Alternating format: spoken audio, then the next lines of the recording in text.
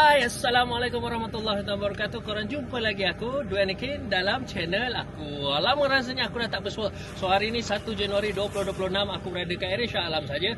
So disebabkan tadi aku dah makan yang berat. So hari ni kita nak buat video yang light-light je menu dia. Kejap kita minta dekat manager aku.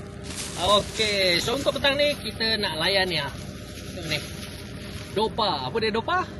Dopa ni adalah singkatan dia adalah kepada donat panas Shah Alam. So berada dekat section 10. So kalau korang nak beli, korang boleh pergi dekat section 10 dekat restoran Hot Pinang tu, ada depan tu dia ada sediakan. So untuk hari ni aku beli 2 jenis saja, satu donat biasa dan juga satu donat red velvet.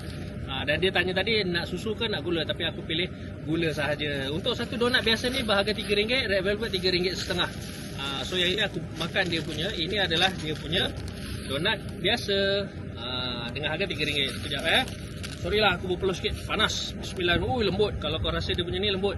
Okay, bismillahirrahmanirrahim. Okay, lembut. Dia punya tekstur tu dan dia punya gula tu. Dan mungkin kalau korang yang penggemar susu, mungkin korang boleh request susu lah. Tapi macam aku lebih suka kepada yang asli lah, iaitu dia punya gula. Okay. So bagi aku dengan harga dia RM3, kau dapat ini, dia punya tekstur punya dalam. Okay. Aku tak nak rasa makan banyak, aku makan sikit je. Dan aku nak try dia punya red velvet. Ni dia punya red velvet. Ni kalau kau tengok tadi donat ni, Dopa tu mention donat panas Shah Alam. Okay. So kita tengok dia punya tekstur. Merah. Harga RM3.50. So aku cubit lah. Okay. Aku ni sebenarnya bukanlah penggemar donat ataupun benda-benda yang mana ni, tapi sebabkan aku nak rasa, aku nak buat video kali ni.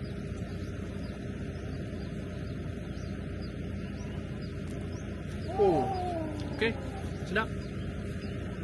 Dia punya tekstur tu lembut dan sedap. Okay.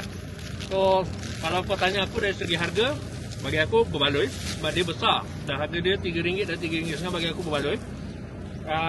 Kalau kau bagi aku rating daripada 5, aku boleh bagi dia 4.5 lah. Okay. So kita jumpa lagi dalam video akan datang. Bye. Assalamualaikum.